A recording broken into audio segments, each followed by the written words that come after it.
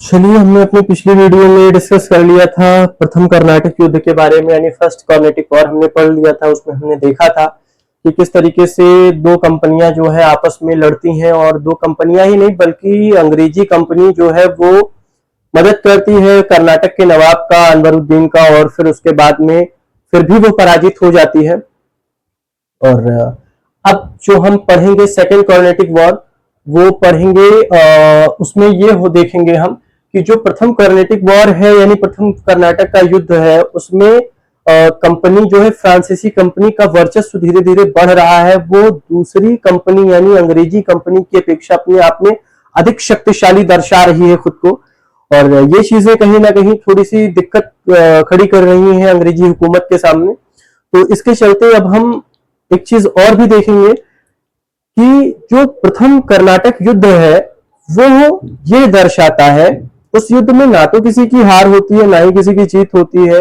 एक्स/एपल संधि के चलते वो सारी चीजें जो लूटते हैं, चाहे वो फ्रांसीसी कंपनी हो चाहे वो अंग्रेजी कंपनी हो, एक दूसरे को वापस कर देते हैं। लेकिन उसमें एक चीज ये देखने को मिलती है, वो ये होती है कि भारतीय राजाओं की कमजोरियां दिख जाती हैं कि ये अपने आप में इतने काबिल नहीं है कि किसी अकेले कंपनी से ये क्या कहते हैं जो है लड़ाई लड़ सके या अपना कोई भी अकेले स्टैंड ले सके। तो ये सारी चीजें हैं जो कि सेकंड कर्नाटिक वॉर में हमको देखने को मिलती हैं। तो चलिए शुरू करते हैं आज की अपनी अगली टॉपिक, जो कि होती है द्वितीय कर्नाटक युद्ध, जिसको हम कहते हैं द्वितीय कर्नाटक युद्ध। और कर्नाटक युद्ध जो है वो इसलिए भी, क्योंकि द्वितीय कर्नाटक युद्ध इसलिए भी कहते हैं क्योंकि इसमें जो है जो चीजें होती हैं वो कर्नाटक के नवाब और हैदराबाद के निजाम की गद्दी को पाने के चलते होती हैं। और ये जो कर्नाटक है और हैदराबाद है वो मैंने आपको पहले वीडियो में बता दिया था कि कहाँ स्थित है किस तरीके से, और इसको कार्नेटिक भी हम कहते हैं। लेकिन अब चूंकि हम शुरू से पढ़ते आए हैं हिंदी मीडियम में, यूपी बोर्ड के तहत हम चीजों को लेकर के चले हैं, तो आज भी हम यही सारी चीजें डिस्कस करेंगे। तो कर्नाटक का युद्ध का जो एक स्ट्रक्चर है, जो एक प्रारूप है, वो पहले वाले में हमने देखा कि जो उसमें डिस्प्ले होता है वो अंग्रेजी हुकूमत और फ्रांसीसी हुकूमत, मतलब अंग्रेजी कंपनी और फ्रांसीसी कंपनी आपस में एक दूसरे को ऑस्ट्रिया में, जो कि इनके घरेलू युद्ध हो रहे होते हैं, उसके चलते भारत में एक दूसरे को चोट पहुंचाना शुरू करती हैं। भाई अंग्रेजी हुकूमत फ्रांसीसी हुकूमत के जहाजों को लूट लेती है, उनके जहाजों को नष्ट कर देती है। डुप्ले जाता है राजा के पास में, नवाब के पास में, उनसे शिकायत करता है, लेकिन उसकी कोई सुनवाई नहीं होती है। फिर उसके बाद में वो मद्रास को लूट लेता है, मद्रास पर अपना कब्जा जमा लेता है, जो कि अंग्रेजों को बहुत गुस्सा आता है। अंग्रेजों की बची बसाई बस्ती होती है, धन का खजाना होता है एक तरीके से, वहां से उनको भारी मात्रा में व्यापार और मुनाफा देखने को मिलता है उनको, अंग्रेजों को। तो इस आधार पर अंग्रेज जो है वो फ्रांसीसियों से एक कहीं ना कहीं थोड़ा सा उनमें आक्रोश की भावना होती है। तो वो जो होता है ये प्रथम कर्नाटक युद्ध की कहानी है। अब जो दूसरी कर्नाटक युद्ध की कहानी शुरू होती है, वो शुरू होती है जो हैदराबाद का निजाम होता है, हैदराबाद का निजाम, हैदराबाद का जो निजाम होता है उसका, हैदराबाद का निजाम और कर्नाटक का नवाब, कर्नाटक का नवाब, हैदराबाद का निजाम और कर्नाटक का नवाब, कर्नाटक का नवाब। कर्नाटक का नवाब उस टाइम होता है कौन? दोस्त अली, दोस्त अली। जो कर्नाटक का नवाब होता है वो होता है दोस्त अली, और जो हैदराबाद का निजाम होता है वो होता है आसफ जाह, आसफ जाह, आसफ जाह निजामुल मुल्क, निजामुल मुल्क। बड़ी दिलचस्प कहानी है, अगर आप देखेंगे और सुनेंगे, सही से पढ़ेंगे, तो फिर ये मान के चलिए कि ये कभी भी आपको भूलेगी नहीं। क्योंकि हम जब इतिहास पढ़ते हैं तो इतिहास में हम ये कहते हैं कि बहुत सारी लड़ाइयों के बारे में पढ़ते हैं, बहुत सारी जो है क्या कहते हैं बुराइयों से, जो बुराइयां करते हैं अंग्रेज, या बहुत सारी जो उनकी क्या कहते हैं एक तरीके से कूटनीति होती है उसके बारे में पढ़ते हैं, कि कैसे किसी को धोखा देना है, कैसे किसी को लूटना है, उसके बारे में पढ़ते हैं। तो इस कहानी में आपको, इस वीडियो में, इस लेक्चर में सारी चीजें देखने को मिलेंगी। क्या है, किस तरीके से है, कैसे कौन सी लड़ाई लड़ी जा रही है, कौन किसका साथ दे रहा है, किसको धोखा दे रहा है, ये सारी चीजें इसमें देखने को आपको मिलेंगी। अब इसकी जो कहानी शुरू होती है, इसमें दो कैंडिडेट होते हैं, होते बेसिकली तीन हैं, लेकिन जो मुख्य रूप से आपको किताबों में मिलेंगे वो दो कैंडिडेट मिलेंगे। इसकी जो गद्दी होती है, इसकी मृत्यु हो जाती है, आशफ जाह निजामुल मुल्क की मृत्यु हो जाती है, और दोस्त अली की भी इधर मृत्यु हो जाती है। और ये पूरी कहानी जो है वो 1749 से 54 के बीच की है। तो मृत्यु हो गई। इधर जो गद्दी के दावेदार होते हैं वो दो बंदे होते हैं, जिनका नाम होता है, एक का नाम होता है इसमें से नासिर जंग, जो कि किताबें बताती हैं कि यह बेटा होता है, यानी पुत्र होता है किसका, आशफ जाह का। और एक होता है मुजफ्फर जंग, जो कि पौत्र होता है किसका, आशफ जाह का, मुजफ्फर जंग। इधर अगर हम देखें तो इधर जो है क्या कहते हैं, दो कैंडिडेट इधर भी होते हैं, एक अनवरुद्दीन होता है, अनवरुद्दीन, और एक कैंडिडेट होता है चंदा साहब, चंदा साहिब है, लेकिन कहीं कहीं आपको साहब भी देखने को मिल जाएगा, बट चंदा साहिब। अब ये दोनों भाई लड़ रहे हैं, इन दोनों की लड़ाइयां चल रही हैं आपस में गद्दी के लिए। ये कह रहे हैं, नासिर जंग कह रहे हैं कि भाई हमें दे दो, और अनवरुद्दीन कह रहे हैं कि हमें सीट दे दो, हमें गद्दी दे दो, हमें यहाँ का नवाब बना दो। इसमें जो इन्वॉल्व होती है वो फ्रांसीसी कंपनी और अंग्रेजी कंपनी इन्वॉल्व होती है। क्यों? अपने आपसी फायदे के लिए कि भाई अगर हमारा कैंडिडेट, मान लीजिए हमने मदद करी, जो फ्रांसीसी कंपनी है वो मदद करती है किसकी, चंदा साहब की, और इधर मुजफ्फर जंग की। ये फ्रांसीसी कंपनी मदद करती है, इनकी फ्रांसीसी कंपनी जो होती है वो मदद करती है चंदा साहब की, और इधर जो है मुजफ्फर जंग की। जो अंग्रेजी कंपनी होती है, यानी जो ब्रिटिश कंपनी होती है, वो मदद करती है किसकी, ये कंपनी अनवरुद्दीन की और नासिर जंग की मदद करती है। जो ब्रिटिश कंपनी होती है ये मदद करती है अनवरुद्दीन की और नासिर जंग की।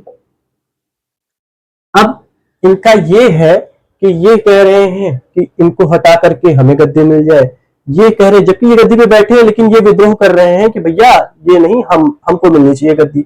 इधर इन दोनों में दौड़ लगी है कि हमको मिलनी चाहिए गद्दी, हमको मिलनी चाहिए गद्दी।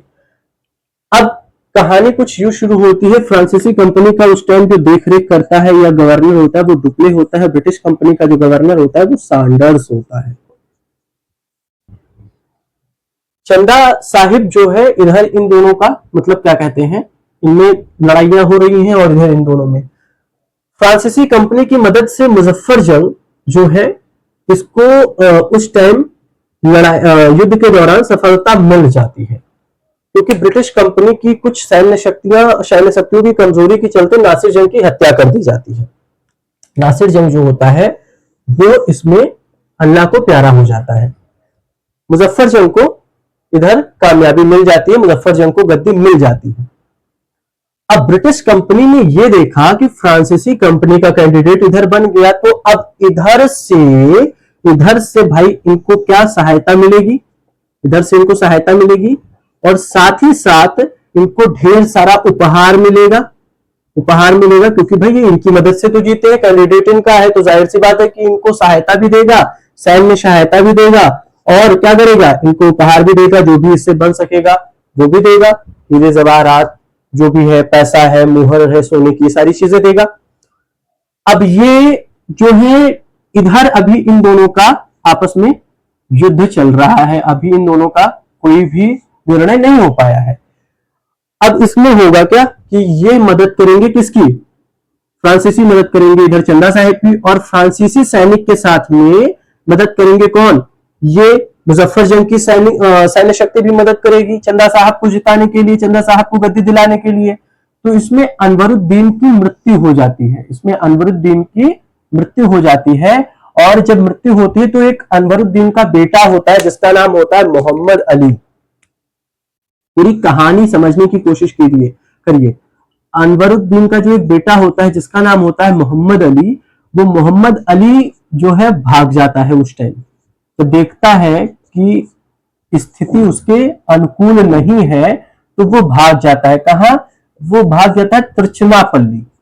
मोहम्मद अली जो है वो भाग जाता है तिरुचिरापल्ली, और तिरुचिरापल्ली में जाकर के वो शरण ले लेता है।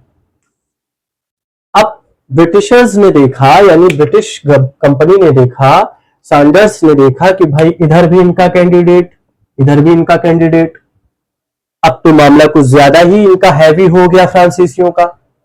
अब तो दिक्कत ही दिक्कत है, अब कैसे आगे बढ़ा जाए। हमने देखा, हमने मदद करी नासिर जंग की, वो बंदा भी टपका दिया गया। हमने मदद करी अनवरुद्दीन की, ये बंदा भी निपटा दिया गया। अब कैसे क्या किया जाए? तो सैंडर्स की नजर पड़ती है किस पर? बेटे पर, वो भी किसके? अनवरुद्दीन की, क्योंकि ये भी तो गद्दी का दावेदार होता है। अब जब अनवरुद्दीन है तो उसका बेटा भी हो सकता है। तो सैंडर्स कहता है कि अनवरुद्दीन मोहम्मद अली से कि तुम टेंशन ना लो, तुम्हारे पिता की मृत्यु का बदला तो हम दिलाएंगे ही दिलाएंगे, साथ ही साथ तुमको हम कर्नाटक का नवाब भी बनाएंगे। मोहम्मद अली कहता है चचा जीने दो, किसी तरीके से भाग के आए हैं वहां से, और ये नवाब बनने के चलते हमें अपनी जिंदगी नहीं गंवानी है। लेकिन सैंडर्स के काफी समझाने के बाद में मोहम्मद अली एक टाइम के लिए कन्विंस हो जाता है कि चलो ठीक है, अब जिस तरीके से हम भागे भागे फिर रहे हैं, बिना एसी के रह रहे हैं, बिना पंखे के रह रहे हैं, देखते हैं अगर बच गए तो राज भोगेंगे, वरना अल्लाह के नाम पे प्यारे तो हो ही जाना है। तो मोहम्मद अली जो है कन्विंस हो जाता है कि ठीक है भैया, आप जो है क्या कहते हैं कह रहे हैं, उस चीज को हम करेंगे। लेकिन यह खबर लग जाती है चंदा साहब को। चंदा साहब को भी खबर लग जाती है कि उनका अभी एक दुश्मन, एक दावेदार तिरुचिरापल्ली में शरणागत है, और जिसकी मदद ब्रिटिश कंपनी कर रही है, और अब हमको चल के इनको निपटाना है। किसको? मोहम्मद अली को निपटा देना है, इनको बचाना नहीं है, क्योंकि अगर कोई भी कांटा रह गया तो कब नासूर बना दे ये कुछ कहा नहीं जा सकता। अब भी चंदा साहब की फौज, और साथ ही साथ इधर फ्रांसीसियों की फौज। फ्रांसीसियों की फौज इसलिए क्योंकि ये नहीं चाहते कि इनका कहीं से भी हौसला बुलंद हो, इनको कहीं से भी कोई भी जो है क्या कहते हैं कामयाबी देखने को मिले। तो अब ये उनकी मदद करते हैं, किसकी? चंदा साहिब की मदद करते हैं। ये चंदा साहिब की मदद करते हैं, चंदा साहिब अपना पूरा बल लेकर के, दल बल लेकर के मोहम्मद अली के लिए तिरुचिरापल्ली पर घेरा डाल देते हैं। उस टाइम एक वाक्य ये भी होता है कि जो क्या कहते हैं एक बंदा आता है क्लर्क के पद पर, और उसका नाम होता है Robert Clive. Robert Clive.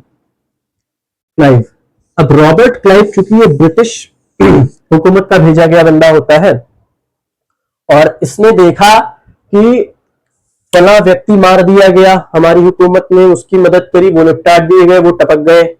Nasir जंग की मदद करी, उनको भी निपटा डाला गया। और जो मुख्य रूप से अगर किसी का बोलबाला है भारत में, या कोई कंपनी है जो भारत में अपने आप को धीरे धीरे बढ़ा रही है, वो फ्रांसीसी कंपनी है। तो अब क्या किया जाए? रॉबर्ट क्लाइव चूंकि क्लर्क के पद पर आया था, तो वो डायरेक्ट सैंडर्स से मिला, और उसने कहा मालिक ऐसा है, मेरा एक छोटा सा दिमाग कुछ आपसे कहना चाह रहा है, यदि आप उस चीज पर सहमति जताएं तो मैं आपको कुछ चीजें बताऊं। सैंडर्स ने कहा बोलो भाई। रॉबर्ट क्लाइव कहता है कि जो कर्नाटक की राजधानी है इस टाइम, मतलब उस टाइम जो कर्नाटक की राजधानी होती है वो होती है अर्काट। कहता है कि कर्नाटक की जो राजधानी है वो होता है अर्काट।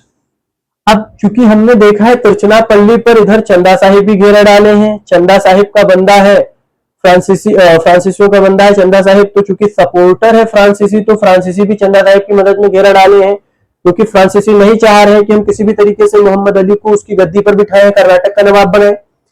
तो हमको करना ये है कि हम इधर तो रहेंगे ही रहेंगे साथ ही साथ, लेकिन हमारी कुछ टुकड़ी, कुछ दल, कुछ सैनिक अर्काट पर भी घेरा डाल दें। उससे होगा ये कि जब चंदा साहिब को पता चलेगा कि भैया हमारा हेडक्वार्टर लोगों के गिरफ्त में आने के लिए, मतलब जो है क्या कहते हैं उसको गिरफ्त में ले लेंगे, तो जाहिर सी बात है यहां से कुछ फौज इनकी बटेगी, इधर आएगी, अर्काट की तरफ आएगी, और जब एक का आधा होगा तो शायद हम उससे युद्ध जीत जाएं, या हो सकता है शायद हम उससे कैसे भी करके साम दाम दंड भेद लगा करके किसी एक को हरा पाए, वरना दोनों जब साथ में खड़े हो जाएंगे तो मौजूदा हालात में नवाब है वो, उसके पास वैसे सैन्य शक्ति भरपूर मात्रा में है, और ये जो है फ्रांसीसी कंपनी ये तो ऑलरेडी बहुत फल फूल रही है, इसका भी मनोबल बहुत ज्यादा हाई पावर पे है। तो अब जाहिर सी बात है कि इन दोनों को अगर हम हराना है तो इनको अलग अलग करना होगा, इनको पहले अलग करो। सैंडर्स को ये बात अच्छी लगती है और सैंडर्स जो है क्लाइव को तुरंत अपनी सेना का सेनापति कहता है, भैया तुम सेनापति बन जाओ और तुम अपने हिसाब से तुम्हें जो भी घेरा वेरा डालना है तुम डालो, ले जाओ अर्काट पे, यहां से चटाई लेके जाओ, अर्काट पे डाल के आराम से सो घेरा। अब ये पहुंचते हैं अर्काट पे, घेरा डालते हैं, चंदा साहिब को खबर लगती है, चंदा साहिब अपने घोड़ों को मोड़ते हैं और पहुंचते हैं अर्काट पे। और इससे पहले ये सुनने में आता है या पढ़ने में आता है, जो बड़ी किताबें हमको बताती हैं वो ये बताती हैं कि जो रॉबर्ट क्लाइव है वो 50 दिन तक बिना कुछ खाए पिए, 50 दिन तक, मतलब जितनी आवश्यकता है उससे कम खाद्य पदार्थों को मिल करके उसको किसी तरीके से उसका निर्वहन कर करके 50 दिन तक वो भूखा प्यासा रहा है और अर्काट पर घेरा डाले रहा है। तब जाकर के कहीं उसको जो है आगे सेनापति, पहले तो क्लर्क के तौर पे वो आता है, अपनी बुद्धिमत्ता का परिचय देता है, तो उसको सेनापति नियुक्त किया जाता है। और आने वाले समय में हम आगे रॉबर्ट क्लाइव को भारत के गवर्नर के रूप में भी पढ़ेंगे। तो कोई भी रास्ता आसान नहीं होता, अगर हमें सीखना, अगर हमें उदाहरण चाहिए, अगर हमें मोटिवेशन चाहिए इतिहास से, तो बहुत सारे ऐसे मोटिवेशन है। आता है क्लर्क बन के, सेनापति बनता है, फिर मदद करता है और फिर क्या होता है, भारत का गवर्नर बनता है। तो जाहिर सी बात है कि उसने बहुत सारी मुश्किलों का सामना किया है, तब जाकर के उसे कहीं ना कहीं वो गद्दी मिली है गवर्नर की। तो बस वही सारी चीजें हमें अपनी रियल लाइफ में भी देखना है कि भैया हमें भी मशक्कत करनी है, हमें भी मेहनत करनी होगी। ये जो तुरंत चुटकियों में क्या कहते हैं, आप चाहते हैं कि हर कोई रिजल्ट चुटकियों में मिल जाए, तो ये पॉसिबल नहीं है। ठीक उसी प्रकार आपको पेशेंस रखना होगा, जैसे यहां पर रॉबर्ट क्लाइव का पेशेंस। अब देखिए क्या शुरू होता है कि ये घेरा को डाले हुए है यहाँ पर, और यहाँ ये भाई साहब चंदा साहब रिटर्न होते हैं अर्काट के लिए, और अर्काट पर पहुंचने के बाद में चंदा साहब को मार दिया जाता है। अच्छा, और ये जो क्या कहते हैं, यहाँ पर मुजफ्फर जंग और नासिर जंग के युद्ध के दौरान जब नासिर जंग को मारा जाता है और मुजफ्फर जंग जब अनवरुद्दीन की चंदा साहब की मदद के लिए फ्रांसीसी कंपनी के साथ में पहुंचता है, तो जो युद्ध होता है यहाँ पर, उस युद्ध को हम बोलते हैं अंबूर का युद्ध। अंगूर ना लिख लेना, अंबूर अंबूर का युद्ध, जो कि 1749 में होता है, अंबूर का युद्ध। ठीक है, तो ये चीजें यहां पर क्या होता है, चंदा साहिब मारा जाता है, और जो इनका मतलब ब्रिटिश कंपनी का कैंडिडेट होता है मोहम्मद अली, उसको आखिरकार काफी ज्यादा जद्दोजहद के बाद सफलता देखने को मिल जाती है। इसमें एक जो है हैदराबाद का निजामुल मुल्क की मृत्यु के बाद में नासिर जंग और मुजफ्फर जंग को जो इनकी लड़ाई होती है गद्दी को लेकर के, उसमें मुजफ्फर जंग की जीत तो हो जाती है, लेकिन जो फ्रांसीसी कंपनी का एक सेनापति कह सकते हैं या सेनानायक कह सकते हैं या एक अधिकारी कह सकते हैं, जिसका नाम होता है बुस्सी, वो आता है और डुप्ली की क्या कहते हैं देख रेख में डुप्ले उसको कहता है कि तुम जाके देखो युद्ध के 10-12 दिन बाद कि आप मुजफ्फर जंग का ऐसा तो नहीं है कि हाव भाव बदल गया हो, हमारे गुणगान गा रहा है वो, या फिर वो अपने ही अलग धुन में क्या कहते हैं घूम रहा है। तो जब नासिर बुस्सी जाता है दरबार में मुजफ्फर जंग के, तो उसको क्या देखने को मिलता है कि बुस्सी से जब बात होती तो किसी बात में झड़प हो जाती मुजफ्फर जंग से, और डुप्ले कह करके भेजता है कि यदि वो थोड़ा सा भी गर्मी दिखाए, थोड़ी सी भी अकड़ दिखाए, तो उसको तुरंत वहीं निपटा देना। इनके साथ साथ एक कैंडिडेट यहां पर और होता है सलावत जंग, इधर मैं लिखे दे रहा हूं सलावत जंग। सलावत जंग सलावत जंग जो होता है वो भी दावेदारी करता है गद्दी की, लेकिन उस टाइम वो अपने आप में इतना सबल नहीं होता है। देखता है कि इनकी मदद इधर से फ्रांसीसी कर रहे हैं, इसकी मदद इधर से जो है क्या कहते हैं ब्रिटिशर्स कर रहे हैं। तो सलावत जंग जो है वो अपने आप में बैक ऑफ हो जाता है या उतना ज्यादा हावी नहीं होने की कोशिश करता है, क्योंकि वो देख रहा होता है कि यार ये दोनों ऑलरेडी आपस में इतना लड़ाई लड़ रहे हैं, ये दोनों कंपनियां इनकी मदद कर रही हैं, तो मैं अगर बीच में पड़ूंगा तो सिवाय मारे जाने के अलावा मेरे पास और कोई दूसरा विकल्प होगा ही नहीं। तो गुस्से से ये मुजफ्फर जंग जो होते हैं ये थोड़ी सी बदतमीजी से या फिर बहुत ही गलत तरीके से पेश आते हैं, तो इनको ये वही निपटा देता है, गुस्से वही निपटा देता है। और अपना जो तीसरा कैंडिडेट होता है सलावत जंग को वो निजाम बना देता है हैदराबाद का। तो ये पूरी कहानी होती है, पूरा स्ट्रक्चर होता है द्वितीय कर्नाटक युद्ध का, जो कि मैंने आपको समझाने की कोशिश करी है और उम्मीद करता हूं आपको समझ में आया होगा। और इसके बाद अब हम जब शुरू करेंगे वो तृतीय कर्नाटक युद्ध के बारे में शुरू करेंगे, और इसमें क्या सही है क्या मतलब जो भी चीजें हैं, जितनी भी चीजें मैंने आपको बताई हैं, एक तरीके से आप इसको सही तरीके से अपनी, अगर आप वीडियो को देख रहे हैं, अगर आपने देखा है वीडियो को, तो समझने की कोशिश करिए कि किस तरीके से पूरा का पूरा ये स्ट्रक्चर क्रिएट किया गया है। तिरचनापल्ली का घेरा क्या है, इसमें आपको इतिहास में देखने को मिल जाएगा, और खास करके कॉम्पिटेटिव एग्जाम्स में ये सारी चीजें पूछ सकते हैं, क्योंकि अब वो दौर और था कि कॉम्पिटेटिव एग्जाम में ऊपर ऊपर से चीजें पूछ ली जाती थी, वन लाइनर पढ़ के अगर आप वनडे एग्जाम है तो आप उसमें निकाल देते थे। अब आपको जीएस भी बहुत डीपली पढ़ना होगा, तब आप वनडे एग्जाम को भी वेट कर पाएंगे। मुझे लग रहा है कि अगर कोई भी वैकेंसी है 4000 पे 10 लाख जो है क्या कहते हैं आवेदन करता है, तो जाहिर सी बात है कि उनको पेपर का लेवल इस तरीके से रखना है कि उसमें हर कोई तो ना ही हो जाए, और जो उसका सही हकदार है, सही मायने में जो उसको क्या कहते हैं डिजर्व करता है वैकेंसी को, वही बीट कर पाए। तो ये सारी चीजें आपको ध्यान रखनी है। उम्मीद करता हूं कि आपको ये सब समझ में आया होगा, पूरा स्ट्रक्चर समझ में आया है। यही द्वितीय कर्नाटक युद्ध का एक जो है क्या कहते हैं पूरी कहानी है, और इतना ही आपको इसमें देखने को मिलेगा, पढ़ने को मिलेगा। आप किसी भी बुक से, किसी भी किताब से, किसी भी नोट से आप देख लीजिए, यही सारे कैरेक्टर्स आपको देखने को मिलेंगे। इसमें जो लड़ाई शुरू होती है वो हैदराबाद के निजाम की गद्दी पाने के लिए और कर्नाटक के नवाब की गद्दी पाने के लिए शुरू होती है। नासिर जंग, मुजफ्फर जंग इसके दावेदार होते हैं। तीसरा दावेदार भी होता है सलावत जंग, लेकिन सलावत जंग उतना हावी नहीं होता जितना नासिर जंग और मुजफ्फर जंग होते हैं। नासिर जंग और इधर कर्नाटक के नवाब के तौर पे अगर लड़ाइयां हुकूमत पाने के लिए होती है, गद्दी पाने के लिए होती है, तो उसमें अनवरुद्दीन और चड्ढा साहिब जो है तैयार होते हैं। ये दोनों आपस में एक दूसरे से लड़ रहे होते हैं। दोस्त अली की मृत्यु होती है और इधर आसफ जाह की मृत्यु होती है, तब ये गद्दी खाली होती है। और नासिर जंग को तत्कालीन तौर पे राजा वहां का निजाम जो है वो घोषित कर दिया जाता है, लेकिन मुजफ्फर जंग विद्रोह कर देता है कि नहीं भैया आप नहीं, हम ही बनेंगे। इधर अनवरुद्दीन चंदा साहिब का होता है सिस्टम।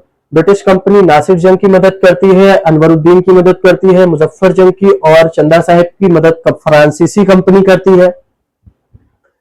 फ्रांसीसी कंपनी जो होती है वह मुजफ्फर जंग को जितवा देती है। नासिर जंग की मृत्यु हो जाती है। नासिर जंग की मृत्यु इसलिए होती है क्योंकि ब्रिटिश सैन्य शक्ति उस टाइम अपने आप में उतनी ज्यादा शक्तिशाली नहीं होती जितनी फ्रांसीसी कंपनियां होती हैं, फ्रांसीसी कंपनी की सैन्य शक्ति होती है।